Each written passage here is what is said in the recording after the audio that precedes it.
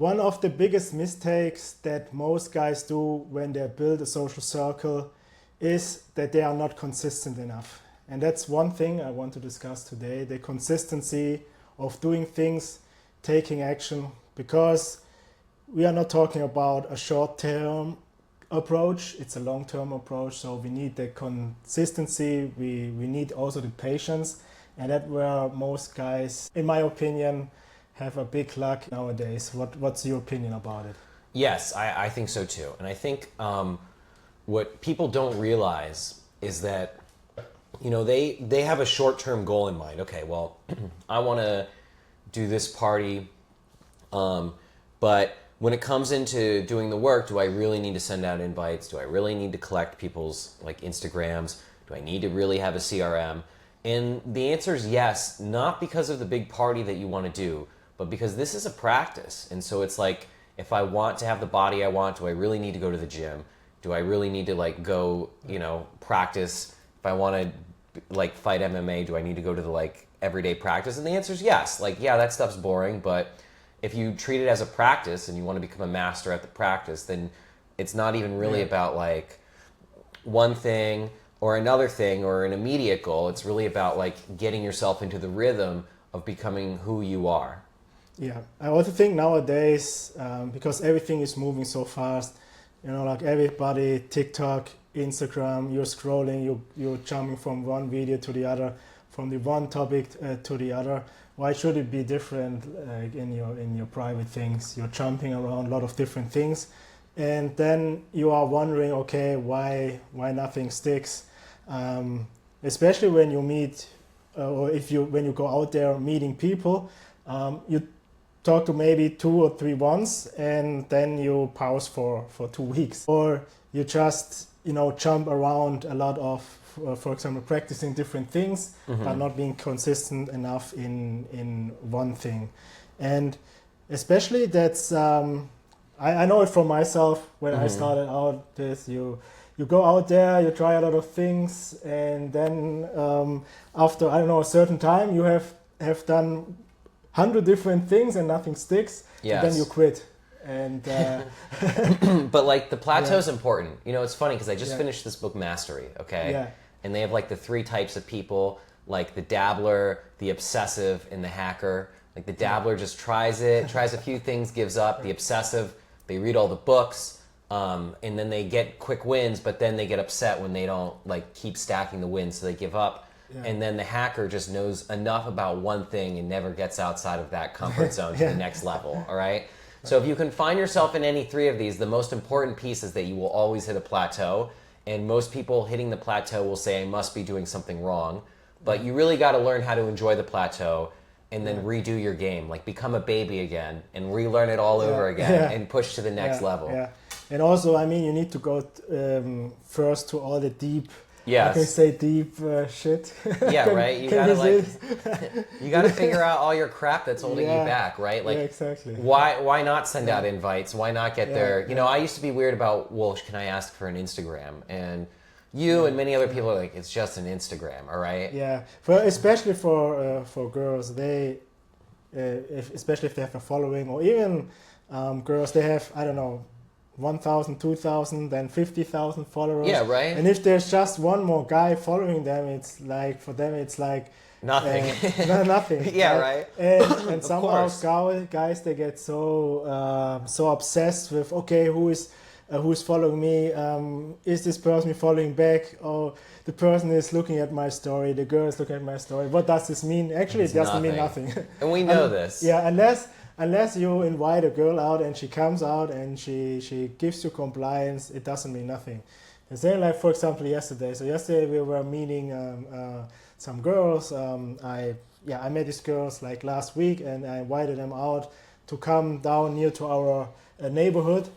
And so usually if they come out, and they were driving to come here over an hour with traffic, or 1.5 hours, and if somebody puts in the work and actually comes here, move their body, then that means something. But it doesn't mean something if they just watching your stories and they are in their comfort zone on their sofa, and it's like very, very easy because they are all the time on the phone.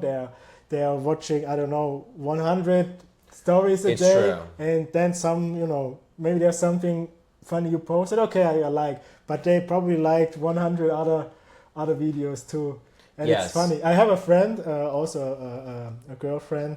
Not a girlfriend, but a friend, a female friend. You can say girlfriend. If you can, we all know what you mean.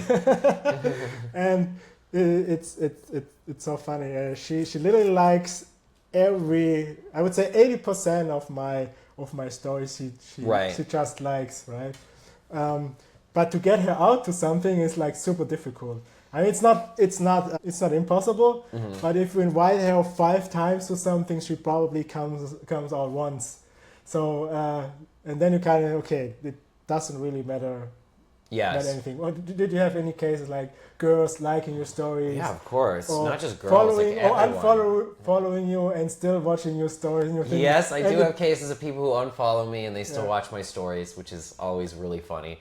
But I think the point is, when I was growing up, it actually did mean a little bit more for someone to send you an AIM. You remember AOL Instant Messenger? Do you remember that at all? Of course, that meant something maybe slightly more. Yeah. But as time has gone on, the barrier to entry on doing that is easier and easier. And I think some guys find difficulty in understanding. It costs nobody anything to like your story, to even reach out and respond to what you're saying. What you're looking for is intention as you build your network. So someone can sit here and say, I would love to come out. Of course, I'd love to come out. Girls and guys both do this. But remember that in general, like someone who's a model who's more sought after, she's got more options. So especially if she says she likes it doesn't really mean as much unless she comes out. So like actions will always speak louder than words, and we always pay attention to what people do versus what they say. And I think once you can really wrap your mind around that, then you will have to face the first difficulty, which is that a lot of people say things to you and they don't do them. And what does that say about you, about your events, about your hustle? And they say this may be the first major plateau that you have to face because you have a big list, you got lots of interest, but people aren't coming out. So what is the next thing that you're going to have to fix along that journey? Exactly, and that's the feedback that you probably need. Either your offer is not good enough, or maybe it could be also your behavior. When you're out there, when you socialize with people, communication skills. Communication skills is a big thing because sometimes, you go up to a person, if you don't know how to talk to this person, just get Instagram, like we're saying, it's easy. Of course, it's important that you at least get it. It's better than you get it than you not get it. But if you don't make a little impression, if you don't know how to talk to these people, first of all, they will forget you faster. And if you are not that well, I would say maybe put together, or you don't know how to connect, and probably think, especially girls, think you are weird or something like this, then of course she won't come out to your thing. But that's something then you just find out by going out there more and more, getting the feedback, and then you can adjust accordingly. If it's like your conversation skills, maybe the offer, maybe things you are inviting to, or maybe it's just also the wrong people you are talking to. Yes, I think that in the feedback I would give to the guys is that you're probably, don't take this definitely analyze, but you're probably not as weird as you think. Yeah. It's more that you are very nervous, and those nerves the person you talk to got a sense that you are trying to overcome your nervousness. They know what you're doing. This is the thing that I've when we go out and we practice talking to people in the park, this used to be me, and I've talked to other guys and they say, oh, well, she could tell. And I'm like, or don't make it obvious that this is what I'm doing. I'm like, she already knows. She knows what's happening. Obvious, and you're not going to be the first person today. Yeah. And if she gave you a very polite, if she engaged with you, then you're doing some things right. But your nervousness really didn't give a reason to remember you. And there's not a whole lot you can do about that except to just keep going and to be thankful that people still engage with you anyway and they still like talking to you. And then the other thing is, once people start getting a little bit of progress, what they do is they take all of that and they project it onto one girl or even one guy. I want him to come to my event. He's a really major league dude.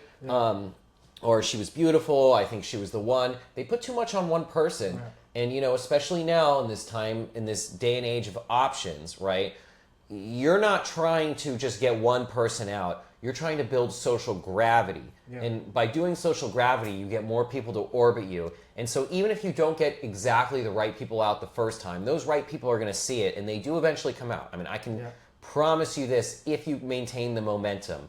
And so it's not about one event. It's not about one failure or even one success. If you go to the gym frequently, then you know that, like, okay, if you miss a day because you're sick or even because you're lazy, right? It doesn't matter in the grand scheme of things. Even if you took 2 weeks off, which you should not do, but even if you did, if you woke up at the end of those 2 weeks and said, I'm getting back on, and then you kept it up for another 9 months, right? Then that is just part of the story. Oh, I took 2 weeks off, but it didn't mean a whole lot. Yeah, right? But these last 3 years I trained. Which is why I hate stuff, by the way, like 75 hard, because don't go 75 hard, go 3 years hard, all right? Yeah. If you go 3 years hard, you're gonna have to take breaks. So, like, guys, if you do this for 3 years, you're gonna have some headwinds, you're gonna have some failures, but you're gonna keep getting back on that horse, and you're just gonna wake up the next day and keep going. Especially if we, like you were saying a little bit earlier about nervousness. Yeah. It's, of course, people feel it, girls, especially when you do cold approach with girls, they feel it. But sometimes even nervousness, if you come over that you own the nervousness. Exactly. Right? Then the other, the other part might appreciate it actually. Okay, he might be nervous, but if you kind of bring them to realize, hey, if she would need to do it, like so difficult to do, and I think still people appreciate it. If you just stay your ground and keep going, and eventually you will get more secure because you are staying in there. You are not, let's say, ejecting like right away. You kind of feel it, and then the more you do it, and the less nervous you get. I mean, there will always be some. The nervousness never will go away completely, but first of all, you learn how to deal with it, and second, the feeling gets less, and then you know what to do, how to say it. If you have other things on point, then it just doesn't matter that much. So if you have the consistency, if you take action, then you easily can resolve this issue or minimize this issue that it's not. And there's also no problem if you approach someone and say, hey, I'm sorry, I don't know, I'm a little bit nervous right now. I kind of call it out. Yeah, there really is no issue with that. Yeah, like, it's then more, that's actually confident I think so. And say, oh, okay, like he's actually admitting it. Because it owns it. Yeah. And I think, like, if you think about the best comedians, they understand their nervousness. So what they do is they go out there in the first, 30 seconds to a minute of the set, they play with that nervousness, make you think they're not going to be funny, and then bam, they hit you with something, and the whole place erupts.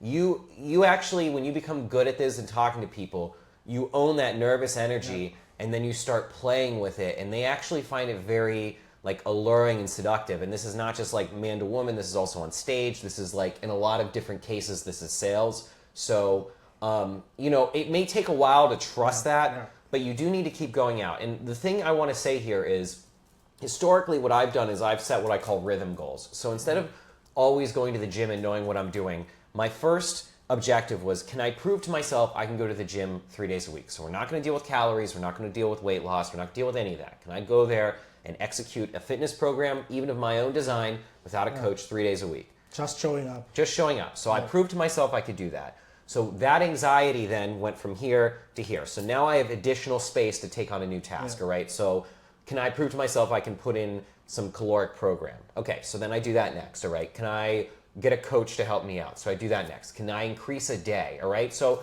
rather than trying to do as much as I can in 90 days, I actually try to master a very small fraction of it in 30 to 90 days. So the thing I'm working on now is, my consistency is certainly better than every 3 weeks, but what I realized over the weekend was I'm trying to get this by the numbers, but really what I need to do is prove to myself I can go out every single day. And what I thought to myself is, instead of making the goal to be like, oh, I'm gonna get 10 Instagrams, I'm gonna get 10 of these, I'm just gonna get to a point where I just told myself, imagine how much better I would be 7 days from now if I went out every single day. Yeah. Like, yeah. just imagine how much better I would be.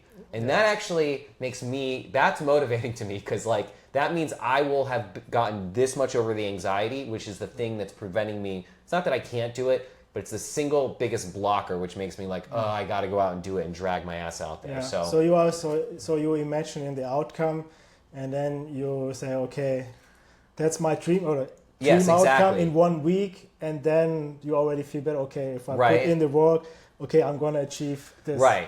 So instead of being like, okay, I'm going to get this many people to my program, people come out to my event, I'm going to get these dates, I'm going to get these Instagrams, I'm going to get this type of girl, I'm going to get this, like, I'm going to open X amount of groups and make them laugh. Like, it's just more like, I'm going to prove to myself I can go out every single day.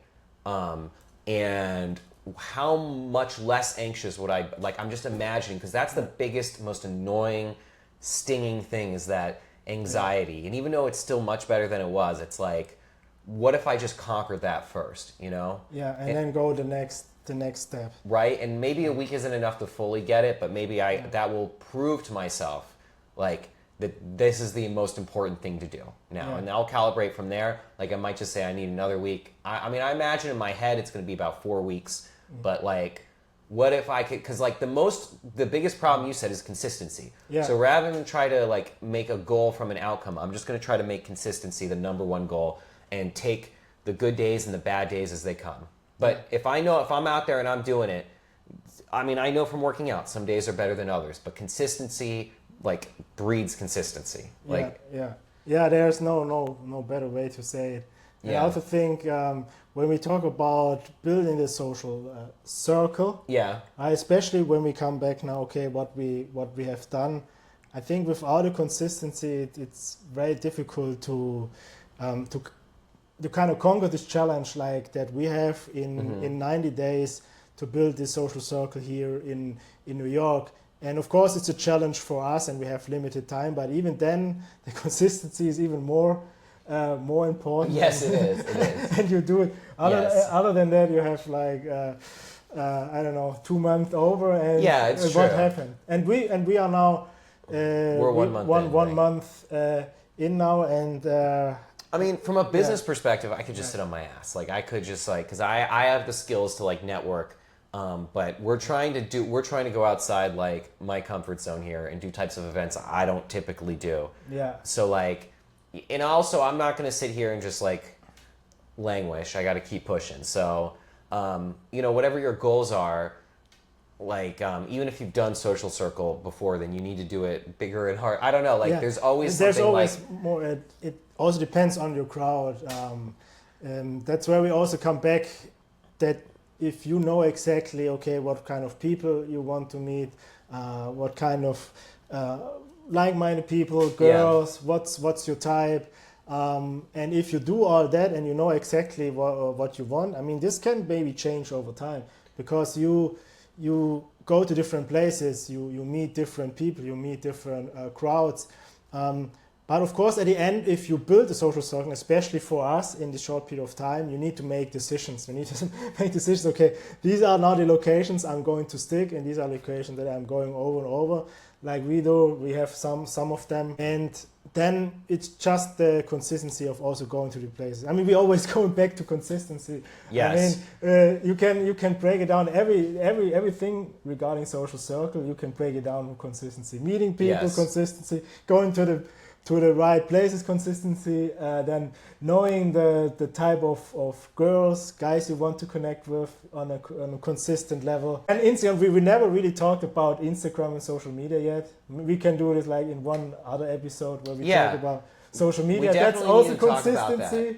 Because I met some people over the weekend who were like maybe from the prior pickup days before the big... like before, just before like technology and things like that, and you know, they had some interesting insights in terms of just not being stressed and like how to talk to people, but you know, we all struggle with the same things. I guess what I'm trying to say here is that social circle is still a different skill, because one of them said to me, "Oh, I'm so used to just like talking to girls and like." I don't exactly know how to go to events and talk to people in general. And I talk to thought, guys. yeah, and I thought that these were just overlapping skills, that this develops a confidence in a way that peanut butter spreads over everything. And I guess it only does if you want it to, but maybe not. I mean, so I just do want to stress here that even if you do want to become good at other skills, like social circle is very much a different skill, and that's why we're trying to keep this, like, this is not just like, this is not a dating thing, unless it's really about building the right people in your orbit. So if you want to date them, you can date them. But if you want business as well, which is what I'm using this time in New York City for in particular, like I've met a lot of really cool business associates and people who could be sponsors, who I could work with. And it takes time, but I think really through this first to second half of this next month, I'm going to actually start like cashing in on that and leveraging them. So, I mean, it's all like business comes, if you do a lot of business relationships, but at the end of the day, they are still humans, right? Yeah. So it still comes with the personal level. Because I remember when I was working in sales, like the most thing I did was like more relationship building the whole time. Yes, it's true. Although it's like B2B, business to business, and at the end of the day, of course, you make an offer. But if I have 10 competitors and everybody makes the same offer, the same similar product, the same price, but I just know the guy, the purchaser, or I know the engineering department, the guys that are actually working there, and I went out with them in a conference, guess who are they gonna buy? They're gonna buy with me because they know, hey, they know Julian, you know, the guy, the funny guy from the conference. We went out at night and we had fun after the conference. Oh, sure, I'm gonna buy with him because, you know, he's fun. This is and true. That's like these small little things, and they work. Of course, it's sometimes culture difference. Of course, these relationship buildings work better in cultures like Middle Eastern, South America, and so on. American are probably, in my appearance, a little bit more Germans. Really then more with the numbers. Oh, the numbers. But even then, at some point, if you know them good enough to say, okay, I'm gonna close with you, and that's a big thing. When I used to be like, this was even before I met you. This was years ago. I was still nervous, but my old boss would say, "You're my best business developer," because I would go to conferences. Now, I wouldn't go wide, which I'm learning how to do. I would find one or two people and build a really good connection with them at the conference, and then I'd bring them into the business. So I'd actually bring business in, just like being myself and being like genuine and friendly. But now I'm learning how to take this skill and scale it.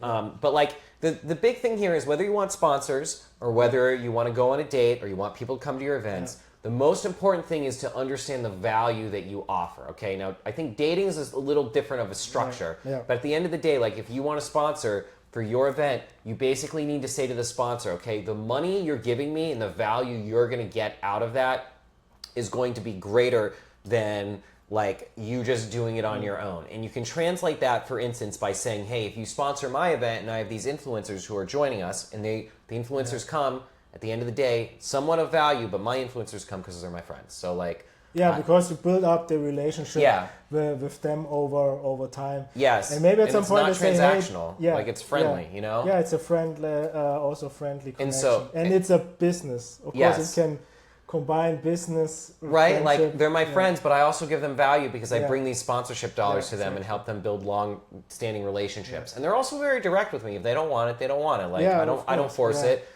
They see the value, right? And they know you. Like that's then exactly. So that's sponsors. If you want to get, let's say you just want to get more women to come out, then you need to do things that like if they're like, let's say models, or I'm just using that as an example, but you really just need to understand your audience, okay? If it's models, and you can't just invite them over to a creepy place. You need to invite to a place that has aesthetics, right?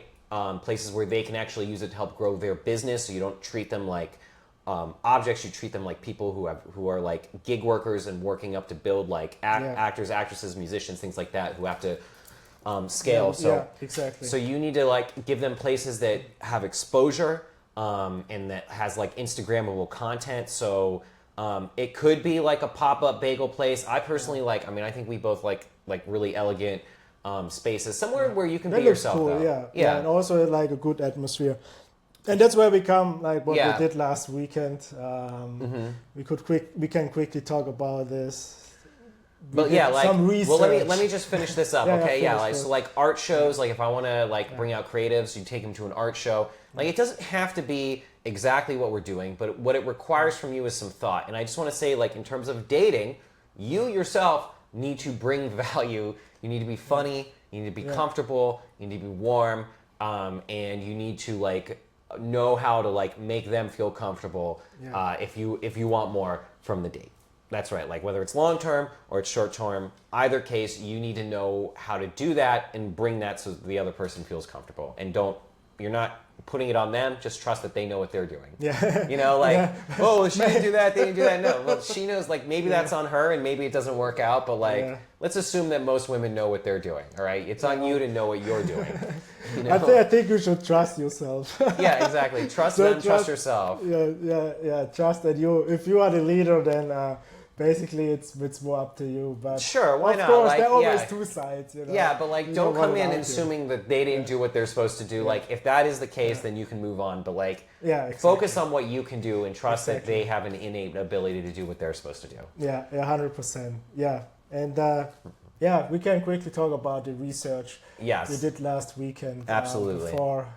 Before we jump off, Mm-hmm. today was more like a general thing, but quick thing what we are working right now. So we went visiting some event locations for the upcoming event, kind of figuring out where to do, because of course before we actually do the event somewhere we need to know the space, and you know how it looks like, talk to the staff, talk to the staff, find out more about their quotes, their information they have given us, and we went to 2 places.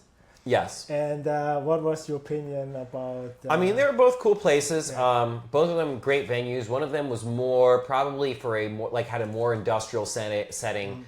You know, could be cool, but the thing is, like, we were there and there were kids around and stuff, and so she was talking about having bar mitzvahs there. So I looked at that and I thought, you know, like, if we were to do a huge party, okay, that could be a lot better. But the space was kind of too wide. There was a lot of rules to just in terms of sharing the space. And then in the private setting, it was cool, but not really the setup I think we were looking for. So as a backup, a plan C, that would be good. The other place we looked at really had a lot going for it. It wasn't a Michelin star place like another place who had just come back to us.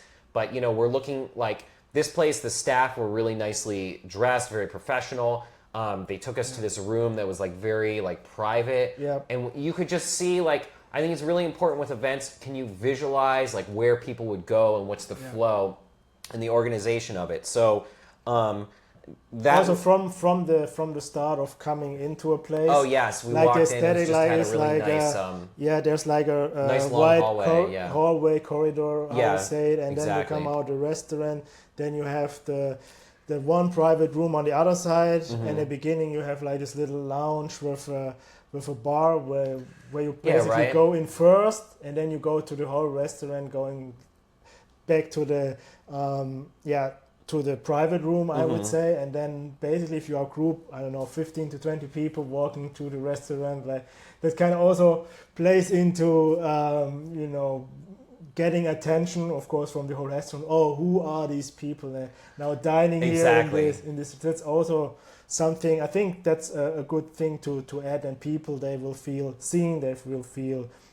important, especially in the beginning. Like the room is very beautiful with all these mirrors, and then they go to the restaurant. Everybody sees them and think, okay, like, they are important people. And then we have maybe some fake security. That'd be funny. Get some people to dress up like security. We're all black. Okay, very important. And get it. You have like the paparazzis with pictures. I mean, we could do that. There are, you know, I've read a lot of books on events, and all the people who've done huge events and they've gotten like the buzz around it, they've always kind of played with people's expectations like that. If you think like Vegas, like it's okay to do fake a little drama because that's what people are there for. They like the drama. So some things to think about, like you know, we talked to this one place that's very hard to get into just because of schedules and things like that versus another place that we toured. We're probably gonna go for the less expensive place because I think they're newer, and because of that, like it's a little bit more. They have more availability, Yeah. but we can still get the value that we want because like it just looks really Yeah, nice. it's Still a just, very high-end experience. I still, maybe we'll see if we do the other place at the end too. Like I still would like to do that. It's just a matter of timing. But yeah, like I think that like it's just very important to go to these spaces, look around, talk to the staff, become known. What's very interesting is one of the managers said to us, just let us know when you want to come back because we'll give you like some other dishes that are not on the menu. Yeah, they're going to treat some, you a little some special nicer. treatment. And I think that's like very, very kind of them. We didn't ask for that. But this is the kind of stuff you want to look for. You want to look for partners who's going to make your life easier. I just as a comparison, I did a venue in Lisbon, and even though the place was great and I loved it, I think that the partners just weren't used to this type of thing. And so there was a lot of like last minute adjustments we had to make and a lot of like talking with the owners. And so you really want, I mean, we'll see in the future how it will be. Like I think they learned a lot, but you really want a smooth experience so that you can just roll in there. Everything's taken care of. If something goes wrong, you're not dealing with X, Y, and Z. You actually have space to take care of it. So you want a solid partnership, people who have experience, who have the spaces set up. I don't think, and you can tell me if I'm wrong, we're not going to have a step and repeat for this one. Just 'cause, like where we. No, yeah, I'm thinking about what. Like unless you maybe want to put it have to outside, like outside the space, like, and then we got to pack it up. So like these are the types of logistics you really want to think about. What's more important, people having a good time or having that step and repeat? Yeah. I think people have probably both, but we'll see. I mean, sometimes you need to make some sacrifices. But I agree definitely on the relationship building of going there first to the place, because if you go there, you already know, you get to know the stuff. They treat you better. They have seen you in person. You have socialized in person. They have also a little bit better understanding what you are looking for. And I think this already makes it then actually better that the event works. Because if you would just go there somewhere online and you book, I don't know, a random place, and then you suddenly get there and you need to know the people, then that's where then the things are not working like you had in your head, because you didn't communicate well enough up front. And that's like then your responsibility as an organizer to that things go smoothly. Right. And this is whether you're just meeting someone on a park bench or they're coming to your event. It's all basically the same thing, okay? Because if they're expecting you to lead the engagement, and if you're there with nerves, whether that's like telling someone what to do or like just knowing, like preparation is always the name of the game for everything. But look, your first event doesn't have to hit it out of the park, but my advice for you on your first event, like my very, very, very first event in 2024 had 2 people show up and I had too many moving pieces. Still was good, but I didn't like the outcomes, and I took a break for almost a year before I ran another one. Once I started running other ones, I started being consistent, and I hated sending out the invites, but I'm like, fuck, I'm gonna do it. I'm just gonna do it. I would listen to affirmations beforehand, and then I get the train. I get the motivation. So then I would do it, and now I just truly don't care. Like, you don't want to come, you don't have to come. You have some judgment of me, okay? But the point is, I know I can do better. I know I can go big because I just keep like, I've proved it to myself. And then adding like all the steps and keep growing. Exactly. And I know that the failures that come up, and I know like how to run it. So I don't have any sort of doubt in my mind that it would be a good event. I mean, we're still going to have to get people to come to it, but I really think that like, we're going to put our foot on the gas. It's going to become real, and then the event will become real, and we'll deliver. So, I mean, that's really it. Yeah, that's really it. Yeah. Maybe last thing, of course, like you're starting out with 2 people coming, and that's you need to start somewhere, right? You have to start somewhere. And what I did like in the past before I started, I mean, what I did a lot, I helped out other people. So that's how I got it started with the events and socializing. I found like other people that are already doing it, and I asked them, to join, asked them to help out. Invite people to events of somebody else, and then I actually saw how they are doing it, and then I was saying, okay, now it's time to do it by myself. Right. And then I already have like a ground base of how to do things, but still, when you do your first one, that's like the most you learn, because then you are Yes. you are responsible of Exactly. everything. Everybody comes to you and asks, Yes. where is the water, And like, or where's the toilet. yeah, exactly, right. But You want it's, to know oh shit, those where things. is it? Yeah. Like we had to, like in my last event, the one like I looked at, are we gonna have enough soap? Are we gonna have enough toilet paper? Do we have enough? I had to go out and buy a big trash can because all they had was one of those little European ones. So like, you know, trash bags. I remember. Like, yeah, we had to buy these trash bags. Yeah. yeah. Like they're just things that you really want to think about. Okay, so before we close up, I do want to say one of the big problems of consistency comes in terms of self-judgment, and that self-judgment is really created through the judgment of others. And so just to give you some examples, okay, so initially when I started doing events, I was really just focusing on inviting women and a few guys, okay? Like I used to be embarrassed by that, but the truth is I was looking for girls to date at that point, and so I thought... Hey, just get went for yeah, it. so I just went for it. So some women started like asking me why, and at first I bullshitted, and then I just decided, I just decided to admit it, okay? Yeah. But then the funny thing is I started inviting guys, and they weren't saying yes. So then even more girls came, and I was like, fuck, someone asked me if I was a cult leader, okay? But eventually I just decided I didn't care. I'm just gonna be honest. I'm not gonna bullshit it. And that was so much better admitting that. Even though some people may have chosen to opt out, they didn't lose respect for me. They actually still follow me. They didn't disappear, okay? That's kind of funny that you say it with the girls. That reminds me just, maybe, I don't know, usually guys should come out more easily. That's what I'm saying. I told them that. I even made jokes about because that. I remember one situation when I was in Vegas, and I set up my first comp table in Access, like Encore, you probably know, in Vegas. And I had like these 5 girls confirmed coming out to this table. Everything for free. You basically just tip the bartender. And then I was thinking, okay, I should get, 1, 2 guys to get the ratio. Yeah, right. And then I posted it like in a networking group. Hey, I have this table with guys, girls. Anyone want to come out? I met some guys, and no guy wanted to come out, and end up that I went out alone with this like 5 girls and we on the table. I had a great time. I know. It's just weird. But after that, like, then they come, right? Yeah, after posting content about, and then everybody kind of getting back, because I don't know, probably I didn't believe, that he can pull that off. But But actually, they should have seen me what I did before, and it should have been enough proof. Yeah. But that's kind of funny. And I remember one girl saying to me at the time, okay, like, there are coming other guys, and I say, maybe. Well, like, okay, so it's funny you say that, because that was my first experience. So even though I'm posting stuff, I still think Lisbon, it's different. Guys don't come out. Yeah. They still don't even come out as much. So like now I'm like, now I just admit it. I laugh about it. I even tell them.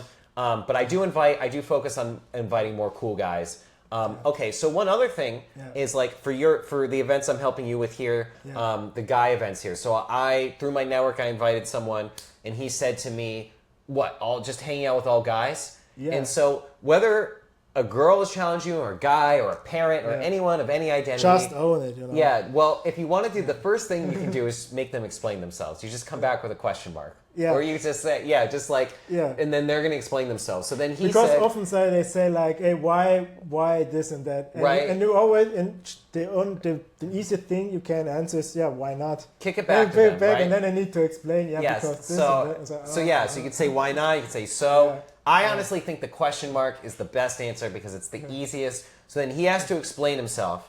And it's funny because what I found out through his explanation was first he apologized, and then he said, I've been trying to meet women too, and like I don't want to hang out with all guys. And the thing is, like, we have this group. You don't have trouble meeting women. I don't think I have trouble meeting women. Many of the guys in the group are very well established. Yeah. Like, I don't think what's wrong with it. And so people are going to try to undercut you with their own stuff. Like, what's wrong with it? Why are you trying to do this? And your view is, hey, I got my own system. I'm going along with it. I'm offering you a spot on the train, right? Yeah, he can just come and join and see how it is. Yeah, right? If you don't see the value in it, then don't see the value in it. Then you can get off the train, but like this thing is going to move forward with or without you. And so I think that is the biggest problem whether it's like you want a cold approach at the park and you have this self-judgment, why are you doing this, right? Yeah. And a lot of it comes from guys. Like, it's not even coming from the girls. Like, girls may... they don't really care. Right? Yeah, right? Because they're used to it. Maybe they're annoyed and they'll tell you to go away, but it's the guys who are like, why are you even doing this? Because they want to do it, and they don't have the structure or the nerve to do it. Yeah. Or they always say why it doesn't make sense, or this doesn't make sense. Why you're not a creep. Like, the creeps are the creeps. Yeah. Like, why does it make okay? Well, the question is why everything needs to make sense. Like from logical standpoint. Yeah, it's true. Why I do things that doesn't make sense, but I just don't care. It's true. It's true. Yes, if you say, well, and then I'm okay, that doesn't make sense. Oh well, I'm doing it anyways. And like relationships are not logical. Yeah. Like whether that's like relationship or not. Like I mean, whether that's like intimate relationship or not. Like they are things that are motivated by feeling. All right. This week we're going out with more guys. We have another challenge running this week starting on Wednesday. Yep. And we will have a great time again. So if you want to come Absolutely. out, you can always join. Message me on Instagram. Other than that, keep following us, subscribe, and don't forget to get our guide. Yep. All right. See you later.